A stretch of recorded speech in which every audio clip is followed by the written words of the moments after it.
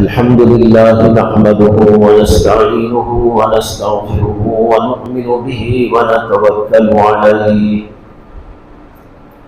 ونعوذ بالله من شرور أنفسنا ومن سيئات أعمالنا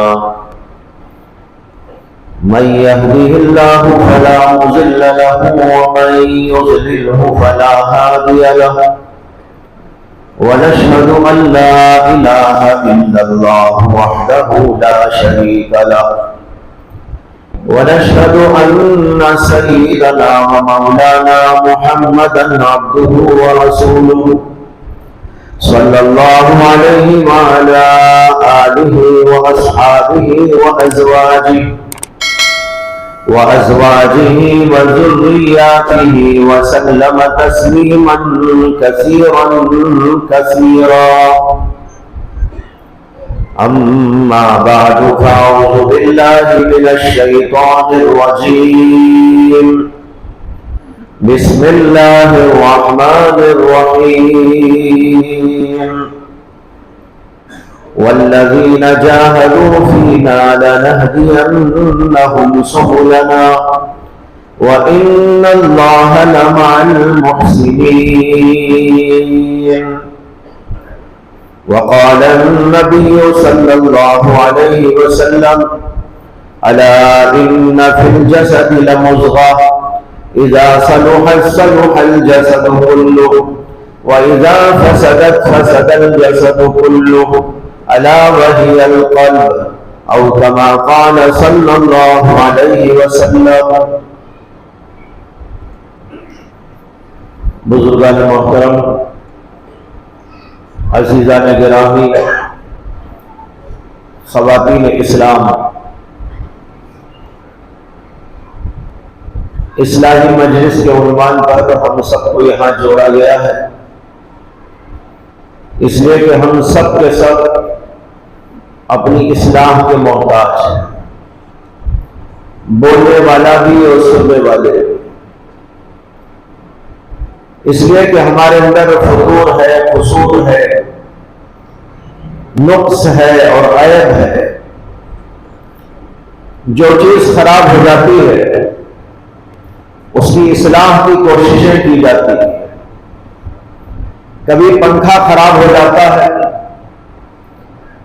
کبھی گھر کی کوئی اور چیز خراب ہو جاتی ہے، دکان کی کوئی چیز خراب ہو جاتی ہے، یا خود گھر اور دکان میں کچھ نقص اور عیب اور کمی و کمزوری پیدا ہو جاتی ہے، تو ان تمام چیزوں کی مرمت کرتے ہیں اور ان کی اصلاح کرتے ہیں.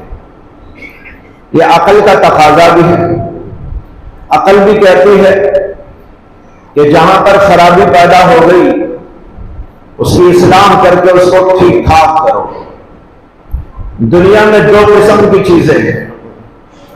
یہ وہ چیزیں ہیں کہ جن کا کوئی بدل ہوتا ہے، اور ایک وہ چیزیں ہیں جن کا کوئی بدل نہیں ہوتا.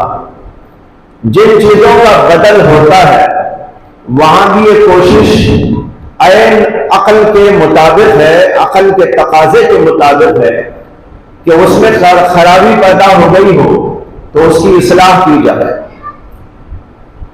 پنکھا خراب ہو جائے تو اس کو درست کیا جائے، لائٹ خراب ہو جائے تو اس کو درست کیا جائے، کسی دیوار میں کچھ خامی اور کھوٹ پیدا ہو گیا ہے تو اس کی اصلاح کی جائے. اور جو چیزیں کہ ان کا کوئی بدل ہی نہیں، وہاں تو یہ چیز اور زیادہ ضروری ہو جاتی ہے کہ ان کی اصلاح کر کے ہی چھوڑا جائے. جن کا کوئی بدل ہے وہاں تو یہ ہوتا ہے کہ آپ اس چیز کو چھوڑ کر دوسری چیز خرید لیں. پنکھا خراب ہو گیا، آپ کہتے ہیں بھائی یہ کون پنکھا ٹھیک کرائے گا، اس کو چھوڑ دو، نیا خرید لو. کپڑا خراب ہو گیا تو آپ کہتے ہیں کہ جناب یہ کپڑے کو رہنے دو، میں بازار جاتا ہوں نیا خرید کے لے آتا ہوں. تو جو چیز کہ اپنا بدل رکھتی ہے وہاں تو آدمی یہ کرتا ہے کہ پہلے تو اصلاح کرتا ہے اور اس کے بعد اسے چھوڑ دیتا ہے، نیا خرید لیتا ہے. لیکن جن چیزوں کا کوئی بدل ہی نہ ہو وہاں آپ کیا کریں گے؟ وہاں تو یہی لازم ہے، عقل کا تقاضا ہے، شریعت کا بھی تقاضا ہے کہ اس چیز کی آپ اصلاح کریں اور اس کو درست کر کے استعمال کریں۔ جیسے مثلاً اللہ نے ہم کو بنایا ہے تو ہماری طبیعتیں کبھی کبھی خراب ہوتی رہتی ہیں، تو آپ ایسا تو نہیں کرتے نا کہ بھائی یہ جسم کو رہنے دو، میں ایک اور جسم خرید کے لے آتا ہوں۔ ہوتا ہے ایسا؟ ارے آنکھوں میں درد ہو رہا ہے، بھائی اس آنکھ کو اٹھا کے رکھو، میں ایک ہاسپٹل کو جاؤں گا، نئی آنکھیں خرید کے لگا لوں گا۔ ناک میں درد ہو رہا ہے، یہ آنکھ ناک رکھ دی جائے، نکال کے پھینک دی جائے اور نئی ناک لا کے لگا دو۔ کان خراب ہو گئے تو کان نکال کے رکھ دیں اور نیا کان خرید کے لگا دیں۔ اللہ نے ان کا کوئی بدل نہیں رکھا ہے، تو آپ یہاں کوشش کرتے ہیں ڈاکٹروں کے ذریعے سے، ماہرین کے ذریعے سے، کہ کسی نہ کسی طرح ان کی اصلاح ہو جائے اور ہم ان کو استعمال کرنے کے قابل ہو جائے، یا یہ کہہ لیجئے کہ وہ چیزیں استعمال کے قابل بن جائے۔ اس کے لیے آپ روپیہ خرچ کرتے ہیں، پیسہ خرچ کرتے ہیں، ڈاکٹروں کے پاس جاتے ہیں، ماہرین کی خدمت میں جاتے ہیں، اس لیے کہ ان کا کوئی بدل نہیں ہوتا۔ جب آپ نے یہ سمجھ لیا تو اب یہ سمجھنے کی کوشش کریں کہ جس طرح کبھی جسم کو بیماری لگتی ہے اور وہ خرابی کا شکار ہو جاتا ہے، اسی طریقے پر ہمارا دل بھی کبھی خراب ہو جاتا ہے۔ جب دل کے اندر بیماریاں آ جائیں، دل کے اندر خرابیاں پیدا ہو جائیں، دل کے اندر عیب اور کھوٹ پیدا ہو جائے، تو ظاہر ہے کہ دل کا کوئی بدل نہیں ہے۔ ہاں، ظاہری جو دل ہے اس کو تو لوگ آج کل بدل دیتے ہیں، لیکن یہ دل نہیں، یہ ایک اور دل ہے جس کو کہتے ہیں لطیفہ قلب۔ یہ تو وہ ہے جو جسم کا ایک لوتھڑا ہے اور وہ پمپنگ کا کام کرتا ہے، یعنی اس کا کام صرف یہ ہے کہ وہ پمپ کرے اور تمام رگوں کے اندر اور جسم کے تمام حصوں کے اندر خون کو ایک خاص مقدار سے اور ایک خاص انداز پر پہنچاتا رہے۔ یہ ہے ہمارے اس ظاہری دل کا کام، لیکن اللہ نے اسی ظاہری دل کے بالکل قریب بازو میں ایک اور دل رکھا ہے، اس دل کو کہتے ہیں لطیفہ قلب۔ قرآن و حدیث کے اندر جہاں جہاں بھی دل کا ذکر آیا ہے وہاں پر یہ ظاہری جسم مراد نہیں ہے، بلکہ وہ باطنی دل مراد ہے، جس کو میں کہہ رہا ہوں لطیفہ قلب۔ اس کے اندر بہت سی بیماریاں، خرابیاں پیدا ہو جاتی ہیں۔ جب اس کے اندر خرابیاں پیدا ہو جاتی ہیں تو انسان کے تمام اعضاء بھی غلط کام کرنے لگتے ہیں اور انسان کا دل بن جاتا ہے، سنور جاتا ہے، ٹھیک ہو جاتا ہے، تو اس کے تمام اعضاء و جوارح سب کے سب ٹھیک ٹھیک کام کرنے لگتے ہیں، ایسے کام جس سے کہ مخلوق بھی خوش ہوتی ہے اور اللہ بھی خوش ہوتا ہے۔ اسی بات کو جناب محمد رسول اللہ صلی اللہ علیہ وسلم نے ارشاد فرمایا، الا ان فی الجسد لمضغہ اذا صلحت صلح الجسد كله واذا فسدت فسد الجسد كله الا وهي القلب۔ جسم میں ایک لوتھڑا ہے، وہ جب درست اور صحیح سالم رہتا ہے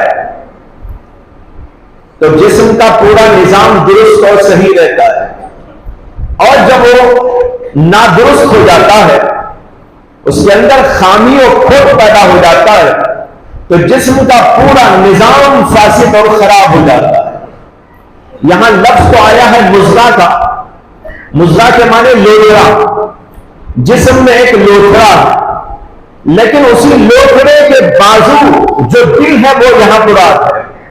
جو چیز قریب ہوتی ہے اس کا ذکر اس انداز سے کر دیا جاتا ہے۔ یہاں پر مراد یہ جسمانی لوتھڑا نہیں ہے، بلکہ وہ ہے جس کو میں نے کہا لطیفہ قلب۔ جسم کے اندر ایک لوتھڑا، یعنی اسی لوتھڑے کے بازو میں ایک اللہ نے دل رکھا ہے، اس کو لطیف قلب کہتے ہیں. جب وہ درست رہتا ہے، صحیح سالم رہتا ہے، جسم کا پورا نظام صحیح رہتا ہے، اور وہ خراب ہو جاتا ہے تو جسم کا پورا نظام خراب ہو جاتا ہے. میں ایک چھوٹی سی مثال دیتا ہوں.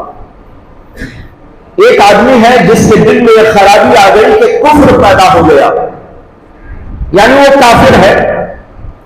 جو کافر ہوتا ہے اس کا دل خراب ہوتا ہے، اس کے دل کے اندر کفر ہوتا ہے.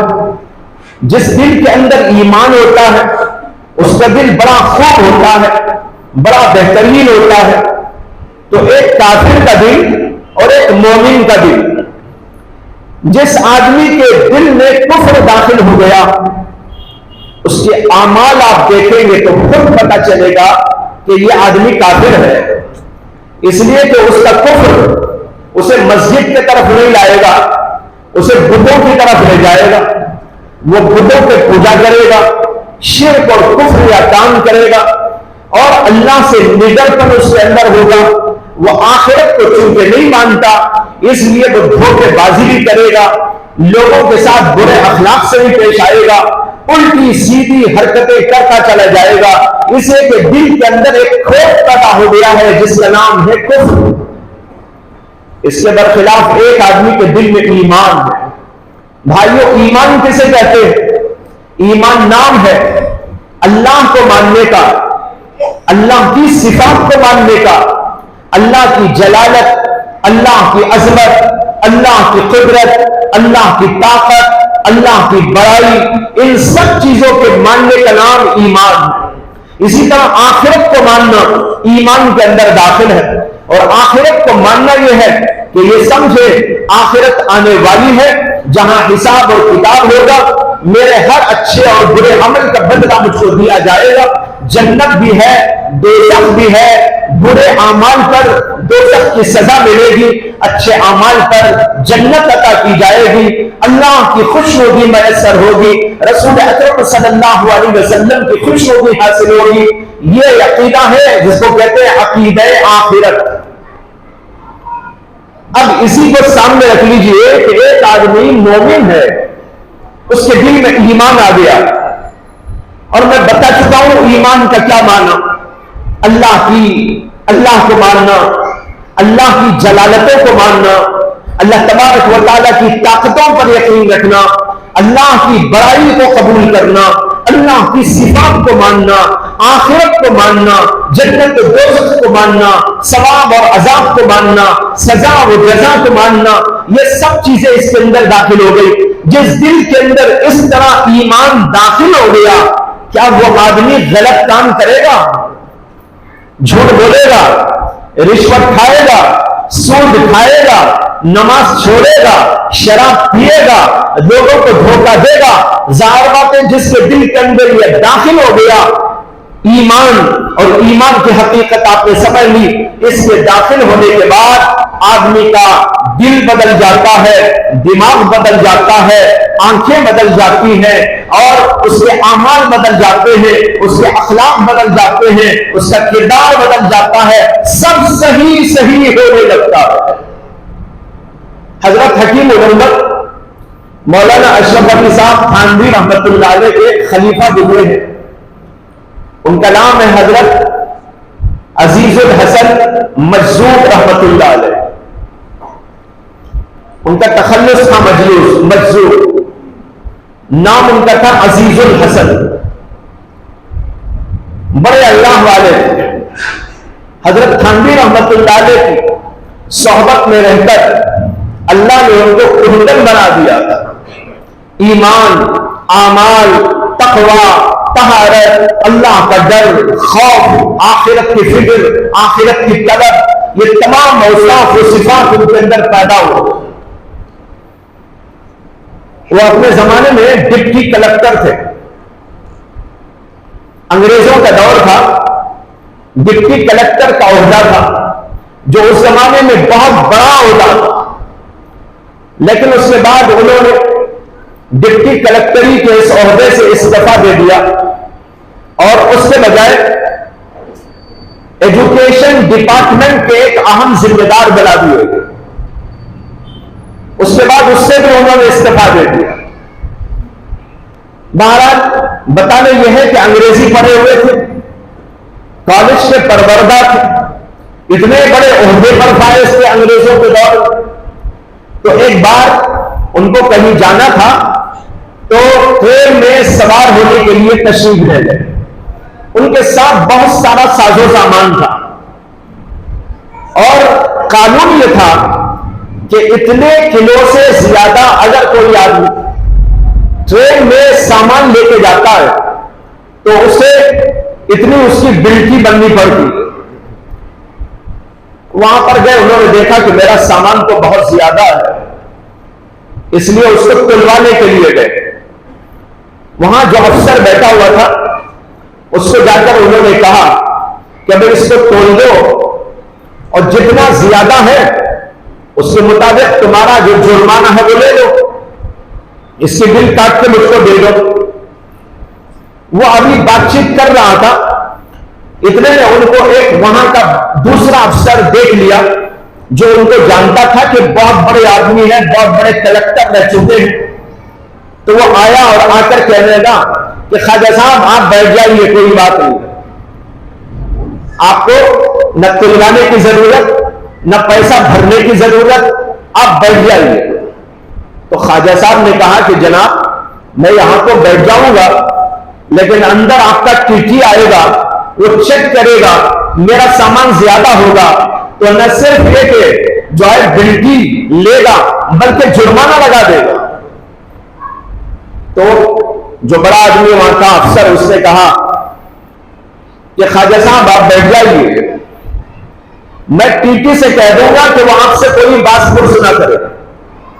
خواجہ صاحب نے کہا کہ یہ ٹی ٹی تو آگے 2-4 اسٹیشنوں کے بعد اتر جائے گا، وہاں نیا ٹی ٹی آئے گا، وہ اگر پکڑ لے تو میں کیا کروں؟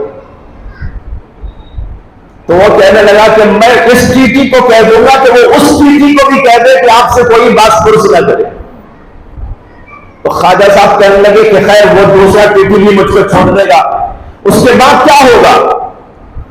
وہ کہنے لگا اس کے بعد تو کچھ نہیں ہوگا، اس لیے کہ آپ کا اسٹیشن آ جائے گا، آپ اتر کے چلے جائیں گے، وہاں تو کوئی پکڑ دھکڑ کا سوال ہے۔ خواجہ صاحب نے کہا کہ نہیں، اس کے بعد بھی قصہ ختم نہیں ہوتا، اس لیے کہ اس کے بعد ان تمام ٹیٹیوں سے بڑا یعنی اللہ موجود ہے، وہ مجھ سے پوچھے گا، میں اس کو کیا جواب دوں؟ یہ ہے بھائیوں، جب دل میں ایمان آ گیا، آخرت کا عقیدہ مضبوط ہو گیا، آخرت کی فکر و طلب پیدا ہو گئی، اللہ کا ڈر و خوف پیدا ہو گیا، اللہ کی جلالت و عظمت کا تصور بن گیا، تو آدمی کا دیکھو انداز بدل جاتا ہے زندگی کا، وہ ہر لمحہ ان چیزوں کو سامنے رکھتا ہے۔ اس سے معلوم ہوا دل بدل جاتا ہے، اعمال بدل جاتے ہیں، دل بدل جاتا ہے تو اخلاق بدل جاتے ہیں۔ اگر دل کے اندر برائی پیدا ہوتی ہے تو پھر آدمی کیا کرتا ہے؟ لوگوں کو دھوکہ دینا شروع کر دیتا ہے۔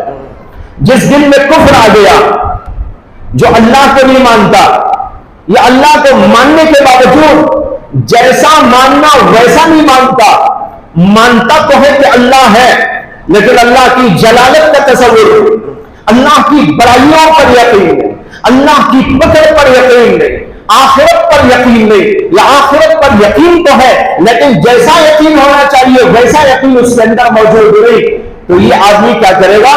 لوگوں کو دھوکہ دے گا، خود الٹی سیدھی حرکتیں کرتا چلا جائے گا، اس لیے کہ آخرت میں سوال ہونے کا اس کے دل کے اندر وسوسہ بھی نہیں آتا، وہ یہی سب کچھ سمجھتا ہے۔ اس طریقے پر ایک دل کے سنورنے اور ایک دل کے بگڑنے کا جو نتیجہ ہوتا ہے وہ آپ ان 2 مثالوں سے سمجھ سکتے ہیں۔ چنانچہ آج بے شمار لوگ جو غلط حرکتیں کرتے ہیں، یہ سب اس بات کا نتیجہ ہے کہ ان کے دل کے اندر عیب پیدا ہو گیا، خوف پیدا ہو گیا، یقین کے اندر کمی پیدا ہو گئی، ایمان کے اندر کچھ کمی پیدا ہو گئی، اور اسی طرح بہت ساری اللہ کی صفات پر، آخرت کے عقیدے پر، ان سب چیزوں پر اس کا جیسا یقین ہونا چاہیے ویسا یقین موجود نہیں ہے، لہذا لوگ دنیا میں الٹی سیدھی حرکتیں کرتے چلے جاتے ہیں۔ تو اس کو فرمایا نبی اکرم صلی اللہ علیہ وسلم نے، الا ان فی الجسد لمضغہ اذا صلحت صلح الجسد کلہ، جب دل درست ہو جاتا ہے تو پورا جسم درست ہوتا ہے۔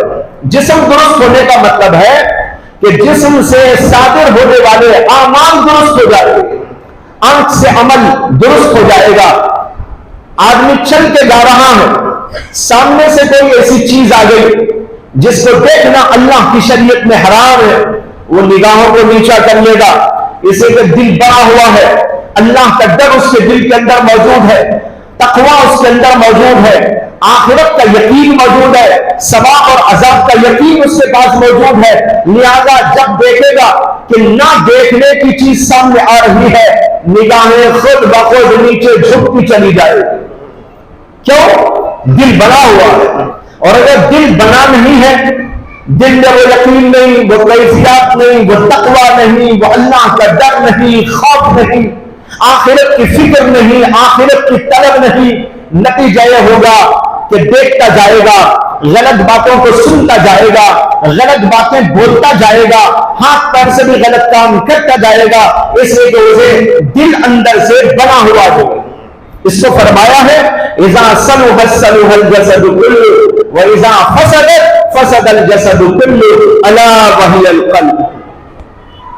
اس حدیث پاک نے ہم کو اور آپ کو بتا دیا کہ دل کی اصلاح کتنی ضروری ہے، کہ بغیر اس کے انسان کی زندگی کامیاب زندگی نہیں۔ وہی زندگی کامیاب جس کا دل بن گیا ہو، دل بنا ہوا ہے اس کی زندگی کامیاب زندگی، جس کا دل بنا ہوا نہیں ہے اس کی زندگی ناکام زندگی، چاہے وہ دنیا کے اعتبار سے کامیاب ہو لیکن اللہ کی نظر میں آخرت کے اندر اس کا کوئی مقام اور مرتبہ نہیں ہوگا، اس لیے کہ دل اس کا بربادی کا شکار ہو گیا ہے۔ دل کے اچھا اور برا ہونے کا مطلب کیا ہے؟ ایک ایسا پوائنٹ ہے اور ایک ایسا عنوان ہے جس کو کھولنا بہت ضروری ہے۔ ہم عام طور پر کہتے ہیں دل اچھا ہونا چاہیے، دل برا نہیں ہونا چاہیے، اذا صلحت واذا فسدت، جب وہ درست ہوتا ہے ایسا ہوتا ہے، جب وہ فاسد و خراب ہوتا ہے تو ایسا ہوتا ہے۔ یہ عام طور پر الفاظ کہے جاتے ہیں، ریپیٹ کیے جاتے ہیں، میں اس کی تھوڑی سی حقیقت کھولنا چاہتا ہوں۔ بھائیوں، قرآن کریم میں ایک جگہ پر اللہ تعالیٰ نے ارشاد فرمایا ہے وَنَفْسٍ وَمَا سَوَّاهَا فَأَلْهَمَهَا فُجُورَهَا وَتَقْوَاهَا قَدْ أَفْلَحَ مَنْ زَكَّاهَا وَقَدْ خَابَ مَنْ دَسَّاهَا۔ اللہ نے پہلے قسم کھائی اور قسمیں بہت سی چیزوں کی کھائی اور اسی میں اخیر میں کہا وَنَفْسٍ وَمَا سَوَّاهَا، نفس کی قسم اور نفس کو بنانے والے خدا کی قسم۔ اللہ نے اپنی بھی قسم کھائی وَنَفْسٍ وَمَا سَوَّاهَا فَأَلْهَمَهَا فُجُورَهَا وَتَقْوَاهَا۔ اللہ نے اس نفس کو بنایا اور اس کے اندر الہام کیا، یعنی اس کے دل کے اندر ڈالا۔ کیا ڈالا؟ فرمایا فَأَلْهَمَهَا فُجُورَهَا وَتَقْوَاهَا، فجور بھی ڈالا، تقوی بھی ڈالا۔ فجور کے معنی ہے گناہوں کے جذبات اور تقوی کے معنی ہے نیکی کے جذبات۔ اللہ نے دونوں قسم کے جذبات انسان کے دل کے اندر، نفس کے اندر ڈال دیے ہیں اور رکھ دیے۔ عام طور پر اس کا مطلب یہ سمجھا جاتا ہے کہ دو الگ الگ چیزیں اللہ نے دل میں ڈال دی، ایک فجور کو ڈال دیا ہے، ایک تقوی کو ڈال دیا ہے۔ لیکن حقیقت یہ ہے کہ وہ ایک ہی چیز ہے جو اللہ نے ڈالی، لیکن وہ چیز ایسی ہے کہ اس سے نیکی کے جذبات بھی پیدا ہو سکتے ہیں، برائی کے جذبات بھی اس کے اندر پیدا ہو سکتے ہیں۔ اگر اس کو صحیح طور پر کنٹرول میں نہیں لایا گیا اور اس کی اصلاح نہ کی گئی اور اس کو یوں ہی چھوڑ کے رکھ دیا گیا تو وہ چیز جو اللہ نے ہمارے اندر رکھی ہے اس سے انسان کبھی ادھر کو ہو جائے گا اور کبھی ادھر کو ہو جائے گا. مثال کے طور پر ہم گھر کے اندر چھری رکھتے ہیں, چھری کاٹنے کی, نائف. اب یہ جو چیز رکھی ہوئی ہے گھر میں, یہ دو بھاری چیز ہے. اس سے اچھا کام بھی آپ لے سکتے ہیں, برا کام بھی لے سکتے ہیں. اگر انسان چھری کے ذریعے سے کوئی کاٹنے کی چیز ضرورت کے لیے کاٹنے کی چیز استعمال کرے گا, ماشاءاللہ روزانہ گھروں میں استعمال ہوتی ہے, عورتیں استعمال کرتی رہتی ہیں, مرد بھی استعمال کرتے رہتے ہیں. کھانا پکتا ہے, مسالہ بنتا ہے, کاٹ کوٹا جاتا ہے, گوشت کاٹا جاتا ہے, اور اسی طریقے پر ترکاریاں اور سبزیاں کاٹی جاتی ہیں, مختلف اور کام اس سے لیے جاتے ہیں. دیکھو یہ چھری, وہ چاقو بڑی قیمتی چیز ہے جس کے ذریعے سے روزانہ ہمارے گھروں کے اندر کھانا پک رہا ہے, مزیدار بن رہا ہے, اور ہم سب کے سب کھاتے جا رہے ہیں.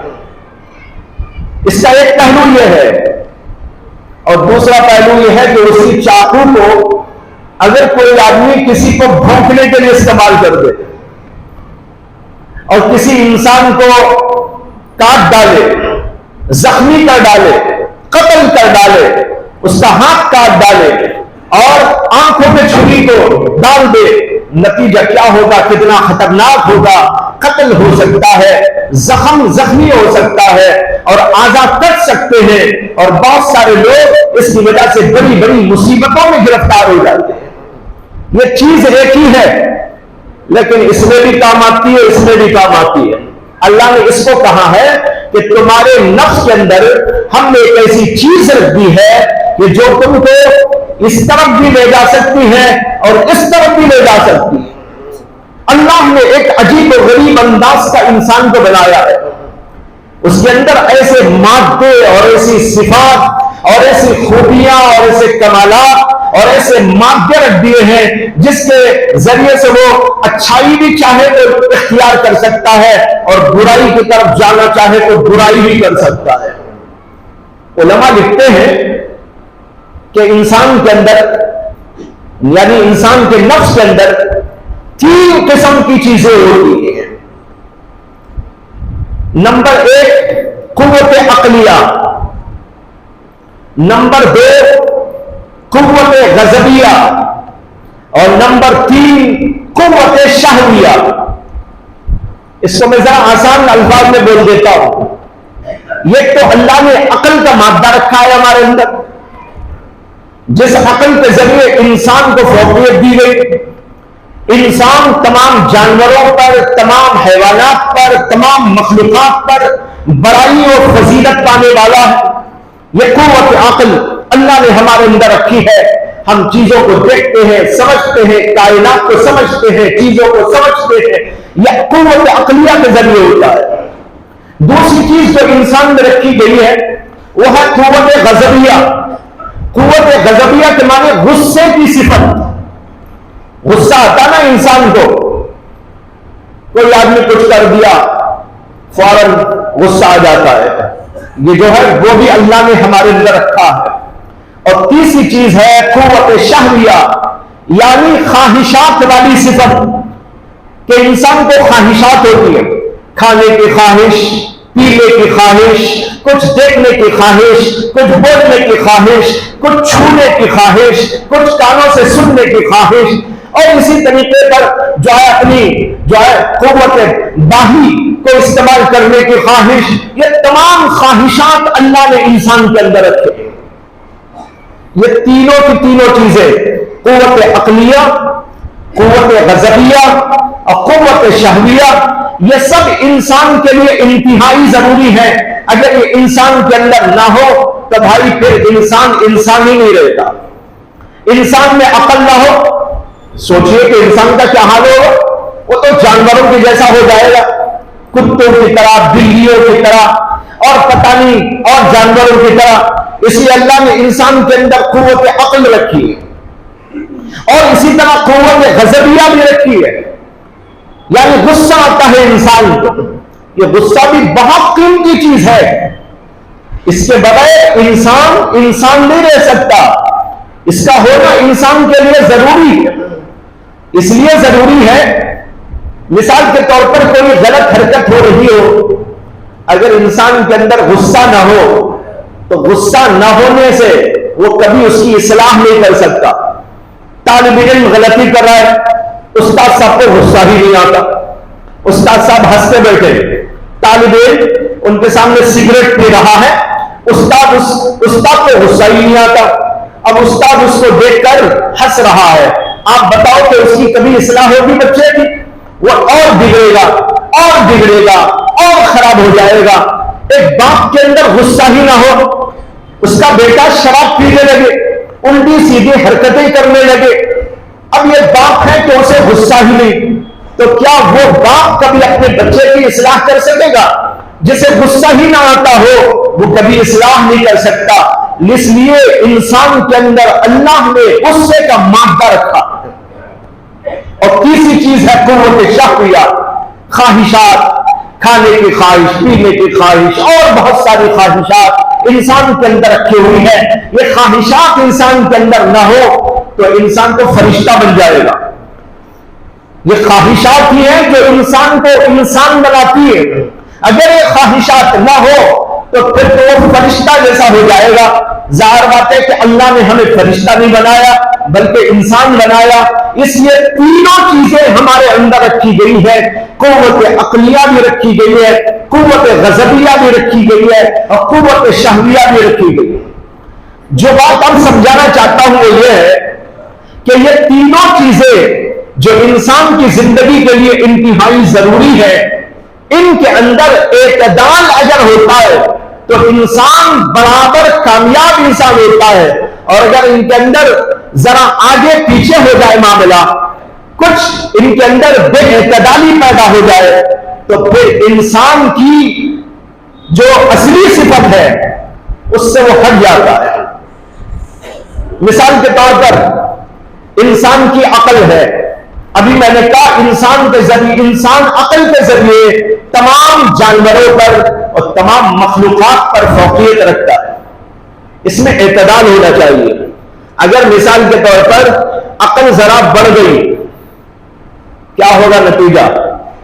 عقل کے بڑھنے کا نتیجہ ہوگا کہ انسان لوگوں کے جو ہے ہیر پھیر میں مبتلا ہو جائے گا، تلبیس میں مبتلا ہو جائے گا، شیطانی حرکتیں کرنے لگے گا، لوگوں کو ادھر ادھر الٹا سیدھا پٹی پڑھانا شروع کر ڈالے گا. جب عقل بڑھ جاتی ہے تو عقل کے بڑھ جانے سے وہ حد اعتدال میں نہیں رہتی، اس کے اندر بہت ساری برائیاں پیدا ہو جاتی ہیں. بہت سے لوگوں کو آپ نے دیکھا ہوگا کہ ان کی عقل بڑھ گئی ہے، ان کو کہتے ہیں ڈبل عقل. لوگ بولتے ہیں ان کو یہ ڈبل عقل والے ہیں، جتنی عقل ہونا چاہیے اس سے زیادہ مل گئی. نتیجہ یہ ہو رہا ہے وہ لوگوں کو دھوکہ دے رہا ہے، الٹی سیدھی حرکتیں کر رہا ہے، پتہ نہیں کیا کیا کر کر اپنا مال جما رہا ہے، لوگوں کو دھوکہ دے رہا ہے. یہ کیا ہوتا ہے جب انسان کی عقل بڑھ جاتی ہے. اور اگر انسان کی عقل کچھ کم ہو جائے اس کا نتیجہ سب کو معلوم ہے. عقل کم ہو گئی تو وہ بے وقوف ہو جائے گا. اس کو لوگ کہیں گے بے وقوف، اسے سمجھ میں نہیں آتا، اچھے اور برے کا فرق نہیں، اس لیے وہ صحیح کام نہیں کر پائے گا. تو ہمیں کیا چاہیے؟ نہ ہماری عقل کم ہو حد سے اور نہ عقل بہت بڑھ کر وہ ہو جائے جیسا کہ شیطان حرکتیں کرنے لگتا ہے، بلکہ ان دونوں کے درمیان میں قوت عقلیہ کو رکھنا ضروری ہے. اس طرح جب عقل درمیانی انداز کی ہوتی ہے انسان کے اندر تو اس کے اندر حق و باطل کی تمیز پیدا ہوتی ہے. وہ سمجھتا ہے یہ حق، یہ باطل، یہ اچھا، یہ برا، یہ کرنے کا، یہ نہ کرنے کا. وہ اللہ کو پہچانتا ہے، رسول اللہ کو پہچانتا ہے، چیزوں کو پہچانتا ہے، باطل چیزوں کو پہچانتا ہے، حق چیزوں کو پہچانتا ہے، قبول کرنے والی چیزوں کو قبول کرتا ہے، رد کی جانے والی چیزوں کو رد کرتا ہے. اس کی عقل جب درست ہو جاتی ہے تو ماشاءاللہ وہ حق پسندی کے ساتھ صراط مستقیم پر چلتا رہتا ہے۔ جہاں عقل کم ہو گئی بہت سارے لوگ بہکنے لگتے ہیں، ان کو پتہ ہی نہیں چلتا کون حق بول رہا ہے کون باطل۔ کوئی آ رہا ہے کوئی فتنے کی بات کر رہا ہے وہ اس کے پیچھے لگ جائیں گے، کوئی دوسرا آئے گا کوئی نبی بن کر آ جاتا ہے، بلکہ آج کل تو خدا بن کے بھی لوگ آ رہے ہیں اور لوگ ان کو بھی مان رہے ہیں۔ عجیب بات یہ ہے کہ بعض باطل لوگ اپنے آپ کو خدا کہہ کے سامنے آ رہے ہیں اور لوگ ان کو بھی مانتے چلے جا رہے ہیں۔ یہ کیوں؟ عقل کی کمزوری کے نتیجے۔ جب عقل بڑھتی ہے تو چالاکی پیدا ہوتی ہے اور جب عقل گھٹ جاتی ہے تو پھر اس کے بعد انسان حق کو سمجھنے کی حالت سے دور ہو جاتا ہے۔ اس لیے درمیانی انداز کی عقل ہونی چاہیے۔ تو دیکھو عقل میں بھی دو درجے ہیں، ادھر گیا تو مصیبت، بیچ میں رہی تو اس کے ذریعے سے اچھائی و خوبی پیدا ہوتی ہے۔ اسی طرح دوسری مثال لیجئے قوت غضبیہ۔ انسان کے اندر اللہ نے قوت غضبیہ رکھی ہے۔ میں نے ابھی آپ کو بتایا یہ انتہائی ضروری ہے کہ ہمارے اندر غصہ ہو۔ امام شافعی رحمت اللہ علیہ فرماتے ہیں جس آدمی کے اندر غصہ نہ ہو میں اس کو اور گدھے کو دونوں کو برابر سمجھتا ہوں۔ امام شافعی کہتے ہیں جس آدمی کے اندر قوت غضب یعنی غصہ نہ ہو اس کو اور گدھے کو دونوں کو میں یکساں سمجھتا ہوں، دونوں میں کوئی فرق نہیں۔ اس لیے بھائیوں انسان کے اندر اللہ نے غضب یعنی غصے کی صفت رکھی ہے، لیکن اس کو بھی حد اعتدال میں ہونا چاہیے۔ اگر یہ گھٹ جائے کم ہو جائے تو نتیجہ ہوگا کہ انسان کے سامنے باطل آ رہا ہے اسے غصہ نہیں آتا، انسان کے سامنے بدی کی جا رہی ہے اسے غصہ نہیں آتا، انسان کے سامنے بے حیائی کی باتیں ہو رہی ہیں اس کے اندر کوئی جنبش نہیں پیدا ہوتی، اس کا بیٹا الٹی سیدھی حرکتیں کر رہا ہے لیکن اسے غصہ ہی نہیں آتا، شاگرد الٹی سیدھی حرکتیں کر رہا ہے لیکن استاد کو غصہ نہیں آتا، تو ایسے لوگ کبھی بھی کوئی اچھائی کا کام دنیا میں نہیں کر سکتے۔ اس لیے غصہ کم نہیں ہونا چاہیے اور بڑھنا بھی نہیں چاہیے۔ حد سے اگر بڑھ جائے گا نتیجہ یہ ہوگا کہ انسان میں تحور یعنی بے باکی پیدا ہو جائے گی اور اس کی وجہ سے قتل کرے گا، غارت گری کرے گا، کسی کو مار ڈالے گا، تکبر میں مبتلا ہو جائے گا، لوگوں کے مال چھین لے گا، غصب کر لے گا اور مار توڑ کے اتر آئے گا، جلنے جلانے پر تیار ہو جائے گا۔ آج کل دنیا کے اندر آپ کو فسادات نظر آتے ہیں، قتل و غارت گری کا بازار گرم نظر آتا ہے، الٹی سیدھی حرکتیں آپ کو نظر آتی ہیں۔ ان میں آپ دیکھ لیجئے یہ قوت غضب بڑھ جانے کے نتیجے میں ہوتا ہے۔ جب غضب بڑھ جاتا ہے حد اعتدال میں نہیں رہتا تو آدمی جو چاہے کر سکتا ہے۔ اسی لیے احادیث کے اندر غصے کے بارے میں بہت کچھ بتایا گیا۔ ایک حدیث میں آتا ہے اللہ کے نبی علیہ السلام نے ایک صحابی نے عرض کیا یا رسول اللہ کوئی نصیحت فرما دیجئے اور مختصر نصیحت فرمائیے۔ اللہ کے نبی صلی اللہ علیہ وسلم نے فرمایا لا تغضب، غصہ نہ کر۔ انہوں نے پھر عرض کیا کہ یا رسول اللہ نصیحت فرما دیجئے۔ آپ نے فرمایا لا تغضب، غصہ نہ کر۔ انہوں نے تیسری دفعہ پوچھا، اللہ کے نبی نے پھر بھی کہا لا تغضب۔ اور ایک حدیث کے اندر آتا ہے اللہ کے نبی صلی اللہ علیہ وسلم نے فرمایا کہ جب انسان کو غصہ آتا ہے تو اس کے اندر شیطان اندر گھومتا ہے، اور فرمایا کہ ذرا غور کرو اس کے چہرے پر کیسا نظر آتا ہے، اس کا چہرہ شیطان کی طرح ہو جاتا ہے کہ نہیں ہو جاتا؟ جب غصے میں بھر جاتا ہے اور چہرہ کھلا لیتا ہے، الٹا سیدھا کرنے لگتا ہے، جوش میں آ جاتا ہے، زبان بے قابو ہو جاتی ہے، الٹا سیدھا بکنے لگتا ہے، گالیاں دینے لگتا ہے اور کسی کو مارنے چلا جاتا ہے، اٹھ کے بھاگ جاتا ہے۔ یہ ساری حرکتیں دیکھنے سے آپ کو شیطان یاد آ جائے گا کہ بھئی یہ شیطان ہو گیا ہے۔ اللہ کے نبی صلی اللہ علیہ وسلم کہتے ہیں اس کو دیکھو اس کے اندر شیطان گھوم رہا ہے۔ یہ ہے غصہ۔ اس غصے کو بڑھنا بھی نہیں چاہیے، کم بھی نہیں ہونا چاہیے، درمیانی انداز ایسا ہونا چاہیے کہ جہاں ضرورت ہو وہاں استعمال کرے، جہاں ضرورت نہ ہو وہاں استعمال نہ کرے۔ آج دیکھا جا رہا ہے بے شمار لوگ غصے کی اس عظیم الشان صفت کو غلط استعمال کر رہے ہیں۔ ان کا حد کے اندر نہیں ہے غصہ، یا تو بڑھ گیا ہے، بڑھ جانے کی وجہ سے بیوی کے ساتھ بدسلوکی، ماں باپ کے ساتھ بچے بدسلوکی اور الٹی سیدھی حرکتیں، کوئی قتل کر رہا ہے، غارت گری پہ اتر آیا ہے، کوئی مال کو کسی کے لوٹ کے جا رہا ہے، یہ ساری چیزیں جو ہم کو نظر آ رہی ہیں یہ اسی غصے کی وجہ سے ہے۔ روزانہ طلاق کے واقعات پیش آ رہے ہیں، غصہ اس کی بنیاد ہے۔ آدمی کو غصہ آ گیا، بے قابو ہو گیا، اب سوچنے کی سمجھنے کی تمام صلاحیتیں برباد ہو گئی اور وہ آدمی الٹی سیدھی باتیں کرتا جا رہا ہے۔ یہ ہے دوسری بات، قوت غضب اعتدال میں ہونا چاہیے۔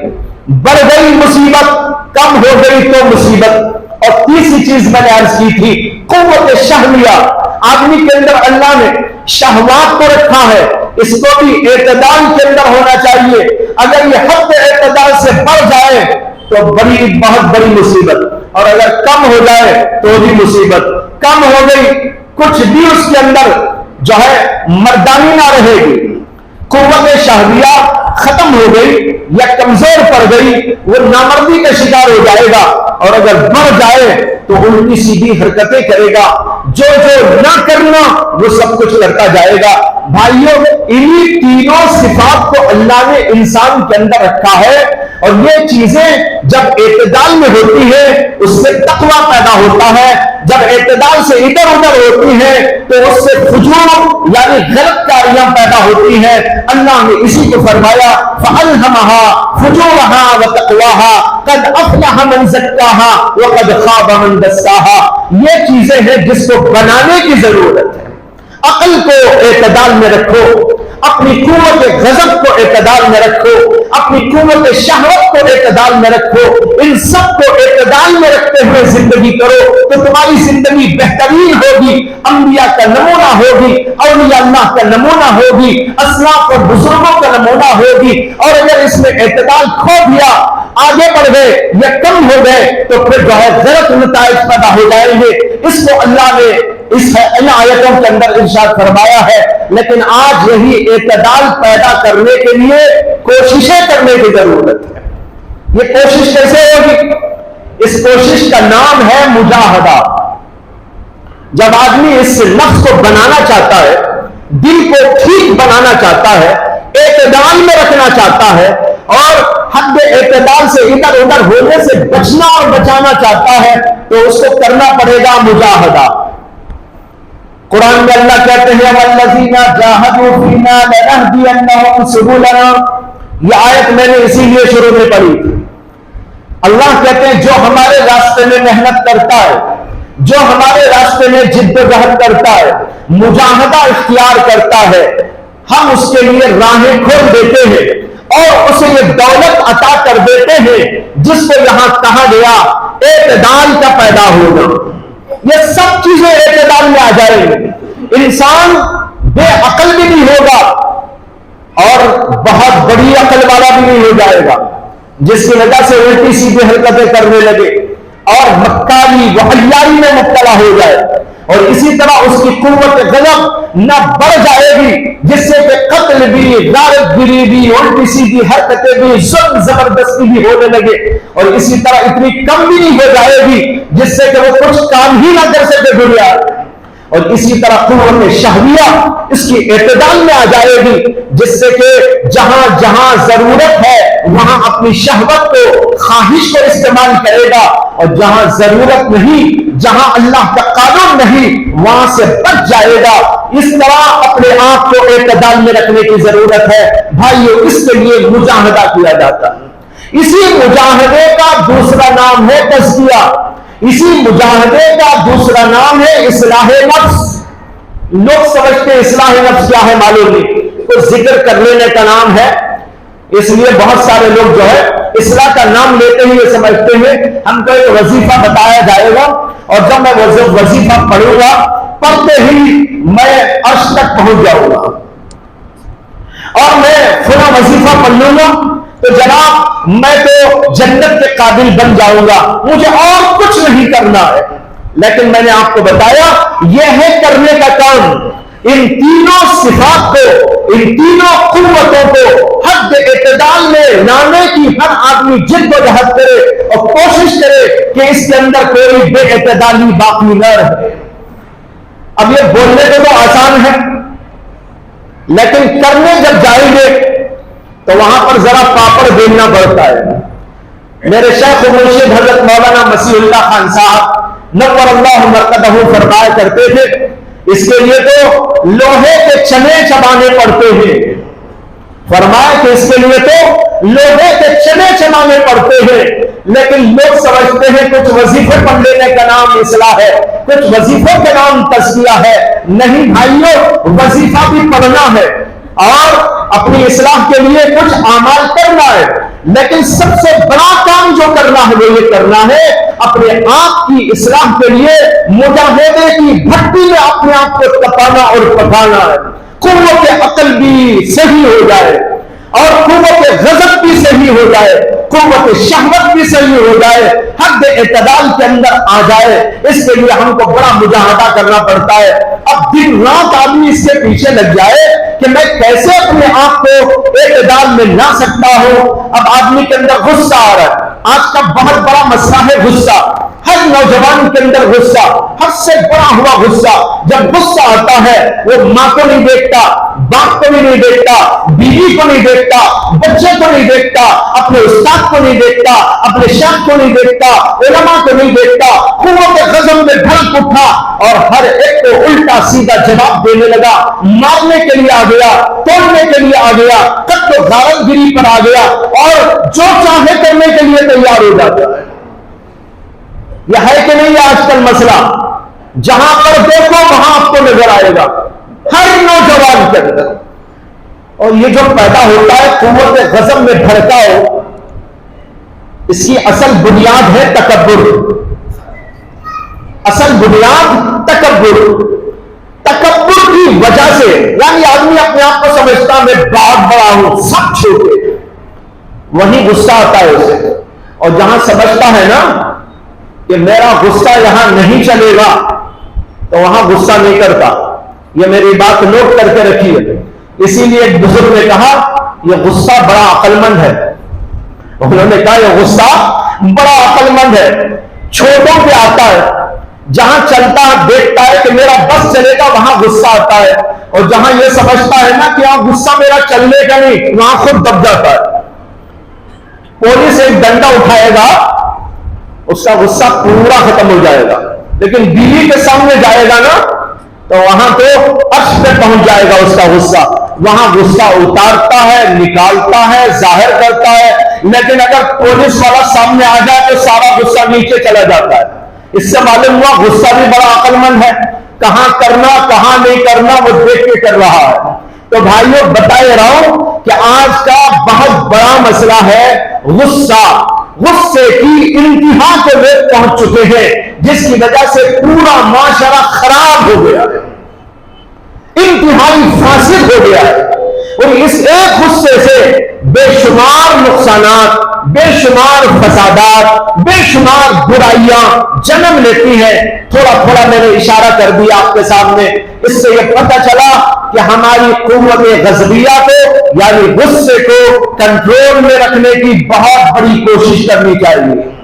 اللہ کے نبی علیہ السلام نے ارشاد فرمایا پہلوان وہ نہیں ہے جو کسی کو کشتی میں پچھاڑ دیتا ہے، پہلوان وہ نہیں ہے جو کسی کو کشتی میں پچھاڑ دیتا ہے، اصل میں پہلوان وہ ہے جو اپنے غصے کو قابو میں کر لیتا ہے۔ غصہ قابو میں آ جائے، اس کا غصہ قابو میں آ گیا وہ بہترین انسان ہے۔ غصے کو نکالنا نہیں ہے، صرف قابو میں کرنا ہے، اعتدال میں لانا ہے۔ وہ ہماری بات مان کے چلا کرے، ہم کہیں غصہ کر تو ہمارا غصہ ایکٹیو ہو جائے، ہم کہیں غصہ ارے غصہ آگے مت بڑھ تو ہمارا غصہ پیچھے ہٹ جائے، یہ صفت پیدا ہو جائے تو سمجھو کہ کامیاب ہو گیا انسان۔ اور اگر غصہ بے قابو ہو رہا ہے، جب چاہے جیسا چاہے الٹا سیدھا بکتا رہتا ہے، بولتا رہتا ہے، کرتا رہتا ہے۔ یہ بہت بڑا فساد، اس سے ایک سے ہزاروں قسم کے نقصانات معاشرے کے اندر پیدا ہوتے ہیں۔ اس لیے بھائیو، یہاں بیٹھے ہوئے جتنے افراد ہیں اصلاح کے عنوان پہ جمع ہوئے ہیں، تو آپ سے گزارش ہے کہ اس اہم ترین صفت کے بارے میں سب سے پہلے خیال کرو، یہ ہمارے کنٹرول میں آ جائے، بے قابو ہرگز نہ ہو۔ جب بھی آپ کو غصہ آئے، اس کا علاج کیا ہے؟ غصے کو قابو میں کیسے لایا جائے گا؟ پہلے تو ایک قصہ سن لیجئے۔ حضرت حسن بن علی رضی اللہ عنہ، یعنی حضرت علی کے صاحبزادے جن کا نام حسن تھا، ان کا قصہ ہے کہ وہ دسترخوان پہ بیٹھے تھے اور ان کی باندھی کھانا لا رہی تھی۔ لاتے ہوئے اس نے سالن کا کٹورا لایا، رکھنے جا رہی تھی، اس کے ہاتھ سے چھوٹ گیا اور گرم گرم سالن حضرت حسن کے جسم پر، کپڑے پر پڑ گیا۔ یہ اتفاقی بات تھی، جان بوجھ کر اس نے نہیں کیا تھا۔ جب ایسا ہوا تو حضرت امام حسن رضی اللہ عنہ کو غصہ آ گیا۔ غصہ آیا تو انہوں نے اسے گھور کے دیکھا تو وہ باندھی کہنے لگی کہ